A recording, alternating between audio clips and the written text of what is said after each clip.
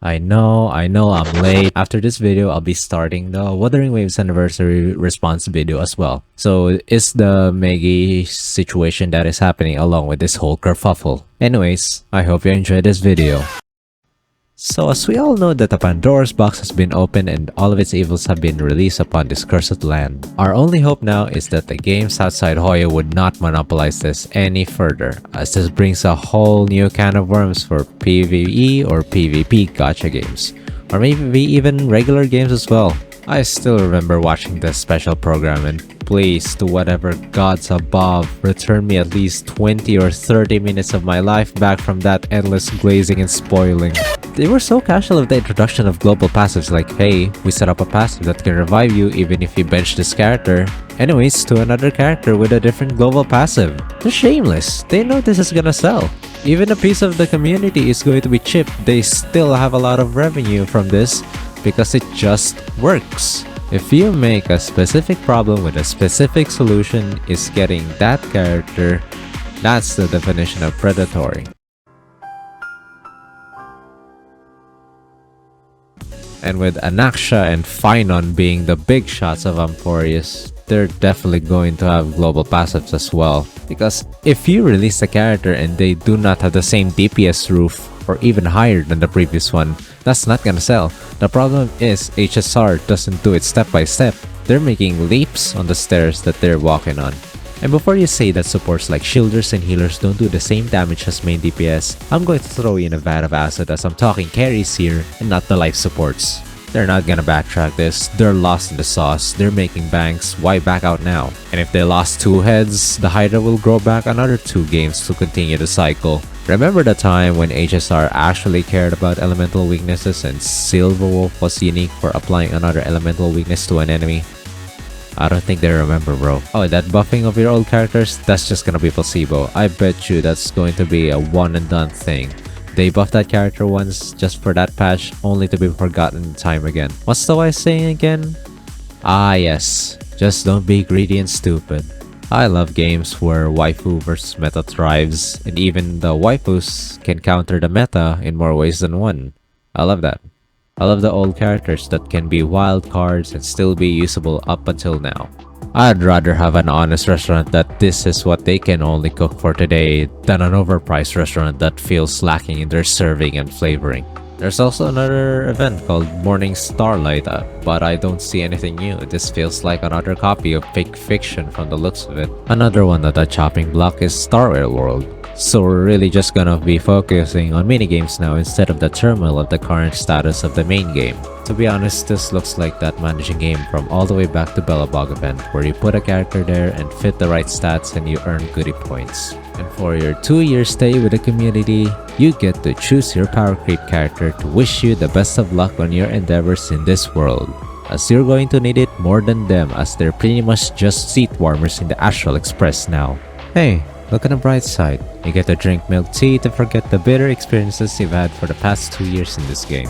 So order a large winter melon with 100% sugar with this collab in mind in the next time you're outside. If you even go outside. If so, take a shower first, bring your best suit and don't forget to put on perfume. And maybe even get a new phone of a forgotten character. What's her name again? Doesn't matter, it's not Casterus. Wait, there's more. We'll give you either a free Luocha or Ruin Mei that we're totally not making obsolete in the next coming patches, rendering them as useful as a diluted medicine mixed with water. You know the issue is so bad that they add these characters to standard. But hey, you can finally do those E60 cycle that you've always dreamed of if you're a Silly or Blade main. And boy oh boy, the rich get richer. If you get a duplicate of a 5-star in Mass Constellations, you get 1 Silver Companion Spirit. If you manage to get 2 Silver Companion Spirits, you get 1 Gold Companion Spirits to get your wanted 5-star. I don't know if they're gonna add the featured limited character for the exchange of this. If so, good for them.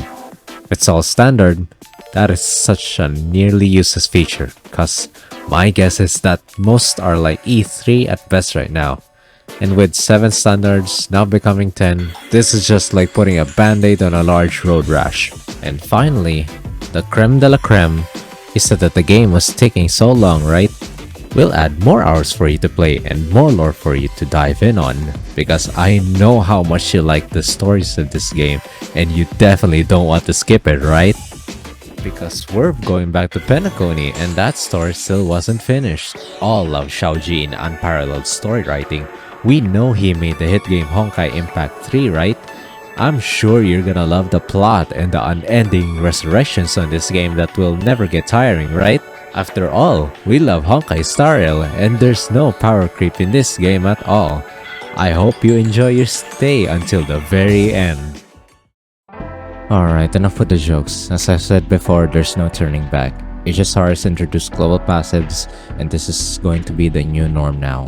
And you say, oh, we could just keep saving for the next banner then. And then what? What if they lock the next characters in C1 exclusive to unlock their full potential? They're already making some light cones necessary for them to do well. Take a look at Akron and her weapon that increases the stack she can give. What if they decided to do the Mavuika and Sutlali incident once more? What's stopping them?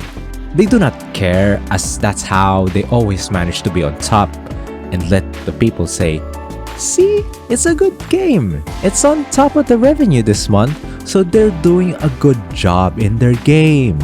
At this point, HSR is a lost cause. The only Hoyo game that I still have hopes for is Zenless Zone Zero. With those new developers on the block, I hope that they don't cut corners on their game. This is their only hope.